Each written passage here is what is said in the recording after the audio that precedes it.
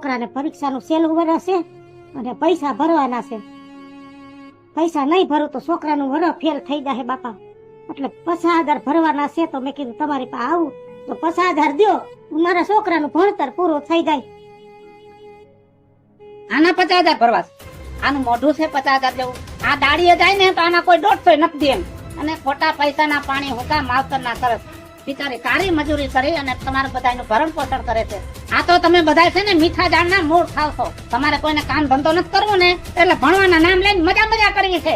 સમજ ગઈઢા માણા હમું જો. હાદુ બાપા, છોકરાને કઈ નો કયો. છોકરો તો 3 વર્ષ ત્યાં કહે છે કે તું બા ઘરે બે હું મજૂરી કરું, પણ નહીં, એનો બાપ મને કઈ ગયો છે કે મારા દીકરાઓને ભણાવજે. એટલે મારે એને ભણાવવો છે. મારા છોકરો ભણી ગણીને એક દી આગળ આવશે.